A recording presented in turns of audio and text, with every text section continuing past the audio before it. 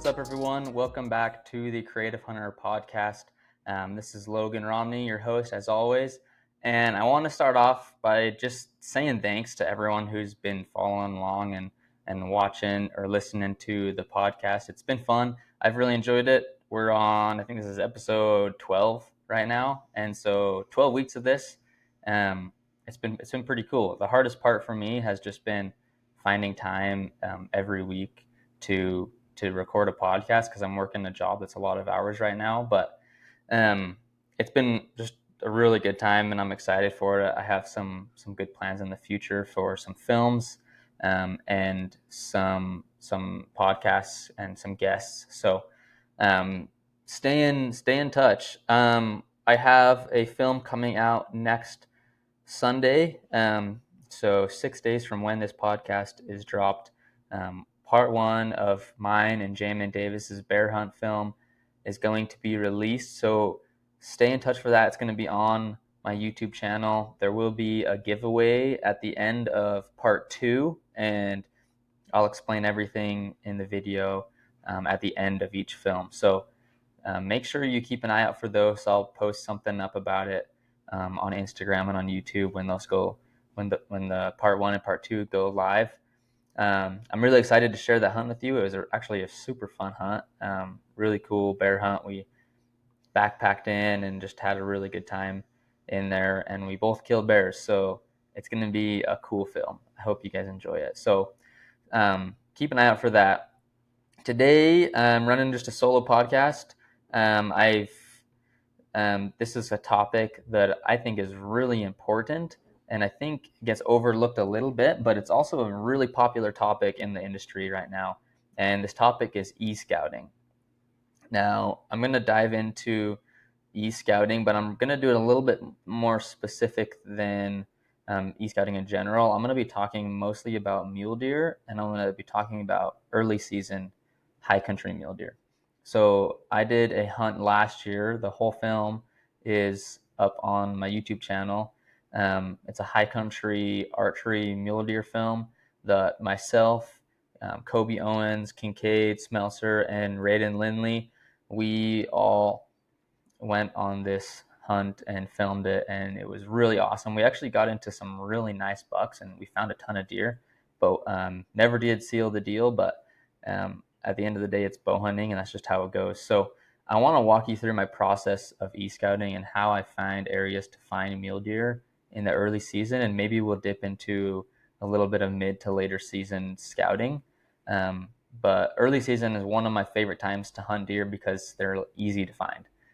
Early season and late season, the deer are really easy to find. When it's like October, end of September, that's a hard time to find a mule deer. But early season, they're up high and they're in the alpine. I'm actually going to walk you through, if you're listening, I am going to walk you through on the video of this some things on my mapping system. So I use ONX mostly, and then a little bit of GoHunt.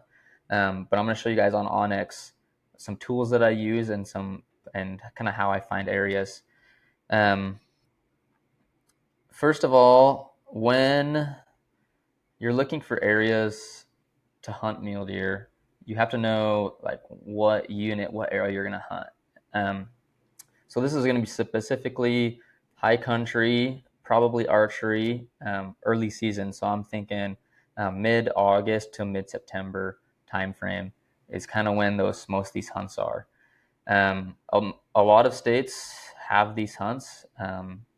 Even like in the Dakotas, I know they have early season hunts when deer are in velvet. But Idaho, Wyoming, Montana, Utah all have early archery seasons. And even farther south, Arizona, New Mexico, Colorado, those are all states that are really known for their high country, big mountains, mule deer. So when you're looking for tags, I'm always constantly looking on GoHunt and on ONX. Both of them have similar features to find states and then units within those states and what hunts are there. And I'm not going to dive into all that application and finding tags right now, but it's an important part of finding an area to hunt because it's going to help you narrow down areas where you can e-scout. So first getting that tag in your pocket, and then going onto the maps if you don't have access to go out to that area very often. It's really important to really look over the maps, learn as much as you can about habits of deer, habitat, what types of country they like to stay in, and just learn about that country from a mapping standpoint as much as you can before you even take foot in that area. I will say, if you have access to an area, the more time you can spend in that area on the ground, the better. You're just going to learn more about that area. But there's areas I've hunted for when I was younger for years and years. And when I look in the area on a map, I've started to find more little pockets that I can work into, and it's actually helped me expand my hunting area in places that I hunt very often. So mapping is really important. So let's jump into it. The first thing I want to go over when it comes to e-scouting for mule deer is you got to understand, what are those deer doing during that time of year. So early season, the deer are growing their antlers, they're in velvet, and it's really hot in the summertime. So the deer goes, most of the time, the deer go as high as they can. And they're in areas where it's usually steeper areas where they're protected. They can use the wind to their advantage. That usually the areas are more open because their antlers. I've heard that their antlers are more sensitive as they're growing, so they like to be in more open areas. And the higher they are, the cooler it is up there. They don't want to be down in the valleys when it's 80, 90 degrees down there. They're going to be up in the coolest places they can, and that's at the top of the mountain. So just understanding their habits, they're also going to be feeding quite a bit because they're growing those antlers. They're going to need plenty of water. And then going into September, as they shed their velvet, they're going to start working down into more timbered areas. So it's important to understand that so that you know where to start looking when you're looking for mule deer. So when I first open up ONX, I've got it opened up right here. I'm going to go through what I do before I even touch the map. So I'm going to go through the layers that I have on here. So at the top, you see there's hunt map layers. You click that and it pulls up all the states that I have turned on. And then there's things like roads, trails, and recreation, trees, crops, and soil, current conditions. So let's go through these. First one that I usually look at is the roads, trails, and recreation. And this pulls up some different settings you can turn on and off when it comes to trails, roadless areas, motorized roads, Forest Service maps. So I'll zoom in. I'm using kind of this area as an example. It's not an area anyone's gonna hunt. I don't want to like choose a random spot and e-scout it because I'd be giving spots away. So this is just a part of the state that you're not allowed to hunt in. And what I would do is I'm going to have all of everything turned on right now is what I'll turn on. So I'll have my trails turned on, so you can see if I toggle that on and off, all of the trails that turn on and off. I also have the trail slope. So if you zoom in, it'll pull up. You'll see the slope of this trail. So this one's like relatively, if it's green, it's relatively flat, and then as it gets closer to red, the steeper it gets. And you can just you can see based off of that what kind of trails, like how steep the mountains are. I turn on recreation sites in case there's any like campgrounds or cabins or anything back where I'm going to be at. And then one of the biggest ones I use to just get away and find places that are hard to access is the roadless area. So we can zoom out here and just go to like a random spot. If I turn this roadless area off, it's kind of hard to tell. You don't really know if there's access anywhere, but when I turn it on, you can see exactly where there's roads and where there's not roads. So you can know, all right, I'm going to choose like this spot in the middle of nowhere. The only way to get here is to hike in, ride a horse, maybe a bike. What's nice about this is that it does show like motorcycle trails too. So for example, this looks like it's probably a motorcycle trail. So you can know if people are going to be riding in here on motorcycles or not. Um, a lot of people oftentimes do hunt off of motorcycles or four-wheelers or all that stuff. So you can like know for sure that in some of these areas there's not going to be any access from people coming in here. Um, I use this a lot just to like I said, just to find places that I know most people aren't going to adventure to. And then I turn on the motorized roads and trails. What it does is it shows you, if you turn it on and off, it shows you what type of trails they are. So these ones with like the white and the purple dots, those are motorcycle trails. The ones that are solid purple, those are, you could drive a vehicle on them, probably a four-wheel drive vehicle. Um, and then regular highways and roads are just gray, so it doesn't show those up. But those are the settings I have on for roads and trails. Next one would be trees, crops, and soil. There's only a couple I use on here, but the main ones are, I'll turn timber cuts on. I'm not going to use this in every area because a lot of times there's not very many timber cuts, especially in high country. But it's good for spring bear hunting or hunting in areas that are thicker, flatter areas where timber cuts make a big difference in your hunting and where you're hunting. And then I turn on historic wildfire because you can really, a lot of time burns are good areas to hunt because there's new vegetation growing up underneath burns.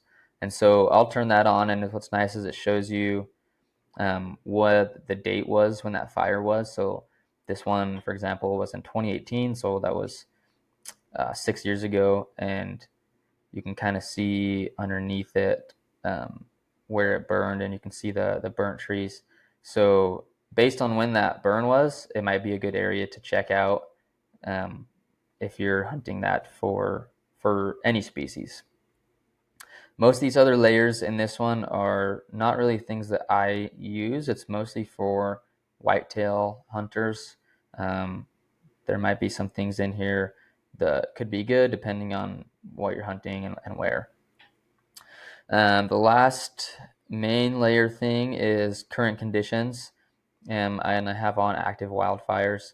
You can also use, depending on where I'm hunting, I might use some drought data just to show. So if you zoom out, you can see the drought data shows you what areas are in drought right now and what areas are not.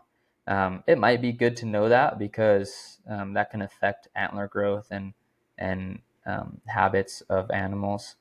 Um, you can also, if you are looking for current conditions, you can turn on like precipitation radars and see kind of where storms are headed. So if you have service and you're hunting and you want to see if there's a storm rolling in soon, you could turn that on. Um, they have this cool one called the smoke forecast. And so it shows you, obviously, if there's active wildfires, that smoke's going to blow in your areas. It can show you um, what that smoke's going to look like where you're at, because I also have the active wildfire layer turned on, so you can see there's a few active wildfires up here in this area, and you can see where that smoke's blowing across. And that can affect visibility for hunting for sure. I remember some years ago, there was times when there was a lot of fires during the hunting season, and the smoke was really affecting visibility. You couldn't see as far, so it's harder to glass. So sometimes those things are just good to know.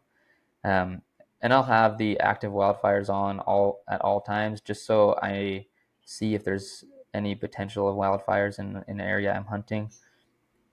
Most of the time, it's not an issue, and most of the time I would know, but it's good to have those on just in case.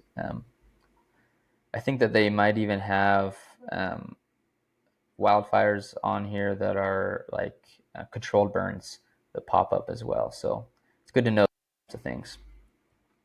And then as far as per state, if I'm using a state, let's use for example Wyoming. I'm gonna go to my Wyoming layers, and the main ones that I'm gonna have on is the private lands tab, so I know where private land is and what the so if I'm not hunting areas that are private. Sometimes I'll have on the government land. The I actually usually do when I'm first starting, but once I've kind of figured out an area and I know that I'm not going to be on um, private land, I'll turn it off because it kind of puts a layer over what I'm looking at, and I want to see exactly what I'm looking at. And then I always pretty much have the unit areas on here for all the states, just so I can see the units. Um, and then what's nice with ONX is I can click on a unit, and it'll tell me all the stuff I need to know about the unit. So it'll tell me what area it is, what like weather is in that area. I can go and through here I can go to like the regulations for this unit on the Wyoming Fish and Game website. Some states and areas it'll show you like what hunts are available in that unit, but it's really nice to have that on just so you can see. And then a lot of states, if you're getting an out-of-state tag, you're only hunting one unit that you got that tag for. So it's important to see where that unit boundaries are, so you're not hunting out of those boundaries. So once I've got all of my layers set how I want them, I am then gonna look at I'm gonna pretend like this area right here is my unit. So I'm gonna look at this area and just map out I'm gonna look through it and map out a bunch of places that look like possible places that will hold mule deer. So I'll go through and I'll look in each basin, and just kind of say like, all right, like this looks like a good basin, so I'm gonna mark it right here. Also, a couple things we'll get into is a lot of this imagery, there's still a ton of snow on it. Even though these are really high peaks, I mean, we're looking at 10,000 foot peaks. In August, like most of that snow is going to be gone. So it's not, so we can go and on the bottom right, we can use these recent imagery and turn that on, and you'll actually be able to go back in time and see what the area looked like on a certain day. So this kind of goes month by month for this spot. So obviously this is wintertime in April, but if we go back, we can go all the way to August when we're gonna be hunting. September, August, right here, and we can see what it's going to look like, what the vegetation is going to be like, what the snow levels are at, and this really helps kind of judge what these areas are going to look like in the summertime. So like this basin right here looks good. There's a lot of green. It's a good horseshoe style basin. There's lots of places for mule deer to hang out. There might be another couple basins over here that look nice. So what I'll do is I would go and drop pins on all of these places that look like they're decent hunting spots. They might not be the best spot, but it might just be worth throwing a pin down to check out these basins. And then we'll look into them closer here in a second. So we've got those three mapped out right now. I would do this for the whole unit usually, and just map out as many little places as I can that look good. I really like the look of this basin right here. So what I would do next is go through all these and just kind of really dissect each one. When I'm in 3D mode like this, a lot of times what will help is using the 3D elevation exaggeration. And this just makes the mountains a little more exaggerated. So you can drag it up as high as you want, and it makes them super steep. And really what it is it kind of puts it in perspective, because sometimes when you're looking on maps in 3D mode, things don't look very steep when in reality they might be really steep. And if you've definitely, if you've mapped things out before and then gone into an area and you realize like, okay, this area is way steeper and bigger than I thought it was, this is a really good thing to use, is to use this 3D exaggeration. And really, I don't go much more than probably a quarter of the way for these types of areas. Like that kind of probably is very similar to what it looks like in real life using that exaggeration mode. So you can see the difference from when we didn't have it turned on. It looks pretty flat but then we brought that exaggeration up a little bit, and that's probably more similar to what it looks like. It's steep country, big mountains, and really steep, which is perfect. That's exactly what we want. So in 3D mode, I usually stick in satellite mode when I'm using 3D mode, because I like to see the colors of things and cliffs and stuff. In topo mode, you can see good things like basins and water, where there's vegetation. And it's a good thing to use to kind of find general spots and really see underneath the timber if there is like water areas or what the terrain looks like where animals are going to be bedding. Um, but I'll be honest, I don't use it as much as I probably should. Hybrid is kind of nice, but I think it's a little busy sometimes. I'll use it a lot on my phone when I'm not in 3D mode, just to see how steep the terrain is, and use the topographical lines. But on my computer, I usually am in satellite mode so I can see stuff. Um, and so let's go turn this recent imagery off for a second. Um, so if I'm looking at this spot, I'm as I look at it, I'm thinking about where are the deer going to be at, where are they going to be hanging out. Probably the spot that stands out to me the most are these steep faces. They're south-facing slopes. They have a lot of green on them. They're really steep. They've got these chutes coming down them. And there are trees sporadically spread out along this basin. So there's shade to bed in, there's food, and they're up here high, away from predators, and up where it's cool. I would I would not be surprised at all. In fact, I'd probably expect to see deer come down and bed in timber down in these areas. Um, there's also, looks like there's a pretty good creek coming down the bottom of this, so you can kind of zoom in and see. It may not be totally active year round, but it looks like it might not be bad. Um, that's one of those things that sometimes you just have to go and figure out if there's water there. But we can kind of see fairly closely um, if there is going to be water in this creek. And this one's kind of hard to tell because this picture was taken.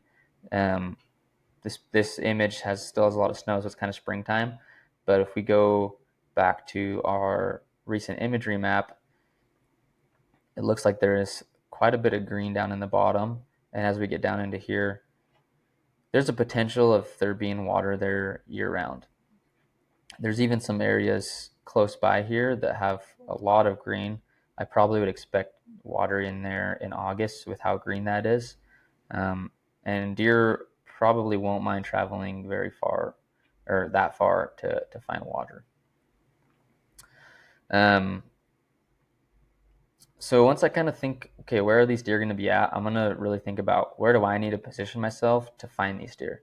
So where's a good glassing vantage where I can see as much country as possible, even if it's a mile or two away, but as close as I can, but yet see as much as I can.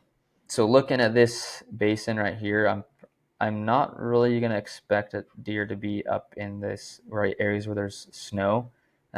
Obviously, there probably won't be snow when I'm hunting up here, but it's still areas that are rocky and there's not as much grass up there. So I'm going to err on the side of being on this side of the basin and glassing down into this area where it looks like there's going to be a lot of deer. So there's a couple spots. There's two ridges that I could get on to glass this country. It's important when you're looking for glassing spots, think about how you're going to access them first of all, and then also think about if you're archery hunting, if you're glassing from a spot, how are you going to get to those deer in a timely manner and be able to do it without spooking the deer. So if I'm sitting on this side glassing across, this is probably quite a ways. So this little knob kind of right in front of us right here looks like it could be good. Looks like I can see most of the country from it. So we'll throw a pin down right there. And we can kind of look from there. I mean, it'd probably be a little further down, but we can glass all this basin, all the bottom of it, and then down into the bottom down here. So I feel like that's a pretty good spot. So as far as glassing there, it looks like we'll be glassing anywhere from 0.8 miles. Even if it's down, if something's down the bottom, we're gonna be looking 1.2 miles. So fairly far to glass, but most of the time that's pretty common. I would feel like for high country hunts like this, is you're gonna be glassing a long ways. I might even move this glassing point down even a little farther to this point, just so we're a little closer. And then you want to think about, if I see a deer across this canyon, how am I going to get to it? So from this glassing point, it's not too terrible to drop down and around and get above something that's bedded over here or feeding, especially if there's something down in the bottom here. We're already up above it, and we can drop down and put a stalk on something. There's a chance that there could be deer hanging out in an area like this. So maybe the first time I'm glassing this area, I'm going to be glassing from even a little higher, just to see what's over here. And then when it comes to camp spots, I don't like to camp very close to where I'm hunting to help with scent control, and just for the sake of blowing out an area. So I'm probably gonna, if I was gonna glass from this spot, I'm probably gonna set camp up on the other side, maybe in the middle of these two basins, or maybe even back here somewhere. Try to find as flat of a place as possible to set up a camp. And that's something that it definitely helps to have boots on the ground to find those types of places. But looking at this, it looks like there's probably somewhere in here that I could set up a camp, even if I had to dig out a spot. And then I would just have to hike out to my glassing spot every day. Or I could even, looks like from here, like from this camp spot, I could go glass off the edge of this and see most of what I'm looking at too. It's just a little further away. So it takes some time to kind of figure that out. And a lot of the time it takes, once you get boots on the ground in this spot, you're going to realize like, okay, this glassing spot down here is actually way better than this glassing spot up here. But I'll mark everything that I think looks like a good spot. That way, once I get here, and I'm not EScouting on my phone the whole time, I can kind of know like, okay, this spot didn't work very good. Let's try this spot. And then the last thing that I would do is after I'm doing this for a bunch of areas. So I would do that for this basin. I'm going to move on to the next basin, and how would I hunt that basin specifically. And I'm going to do this for a lot of different basins, because when it comes to hunting, you never know if there's going to be people in a spot. There might not be hardly any deer in this area, so I might have to pack up and move to a different spot. And having all that information on each different location gives you so much room to just keep moving and keep hunting. You don't have to think about, all right, like, where should I go next? There's nothing, I haven't seen a deer in this area for 2 days. Like, maybe I should go try a different spot. You already have each different spot scouted. You know where some of those glassing points might be and some of the camp spots are. So you can just keep moving and be mobile. I think that's really important. On my hunt last year, we found some nice bucks, and then opening day, we had the flood of public land hunters come in, and all those bucks blew out. So we had to move around and find different spots where the bucks weren't getting as much pressure. There wasn't as many people. And they were spots that some of us had been before, but a lot of them I had kind of e-scouted before. And I found a couple new areas that I had never been to, but I was scouting and glassed them from a long ways off and saw deer, and then started hunting those areas. And didn't find any people, but because I scouted those areas, I was able to hunt them efficiently. So I'm planning on making some videos later on, closer to August. My hunt starts August 17th for mule deer, but I'm going to do a couple scouting trips. So I want to make some videos on boots on the ground scouting and what I'm looking for while I'm out there. Um, if you guys have any questions or anything you want to bring up to any listeners, throw them in the comments below. If there's anything I missed, I'd love to hear what you guys thought. E-scouting to me is really fun. I do it all the time, probably more than I should, and just to find new areas. And I'll e-scout like areas that I don't ever plan on even going, just because it's fun and I like finding those spots. That way, if I ever do have a chance to hunt certain areas, I've already looked over places. It's fun. The more you do it, the better you're gonna get at it. It's definitely something that takes time and practice, and the more that you e-scout something and then get boots on the ground there, then the next time you're e-scouting something, you're gonna think about things differently because of your last experience of looking in an area and then actually going there, and then you're gonna look at the next area a little differently because of your experience of comparing the maps to how things actually look and work once you get there. And those things just come with time learning them behind the computer and then getting those boots on the ground. So even just practice areas that you know you're going to hunt this year that maybe you've hunted a lot already. Just go pull some maps up, e-scout them, maybe find a couple new spots you want to check out so that when you're out there, if you're not finding what you're looking for, you can try to find some new places to hunt. Super beneficial. And I know this is like a really common topic right now, but it's probably one of the best things that someone can do, especially if you're a new hunter coming out west or hunting anywhere, is to have these maps and look for areas to hunt. So hope you guys enjoyed this podcast. Stay tuned next week for the bear hunt dropping. I'm really excited to show you guys that. And let me know if you have any questions or if you have any topics that you want me to cover in the future. And appreciate you guys listening. We will see you guys next week.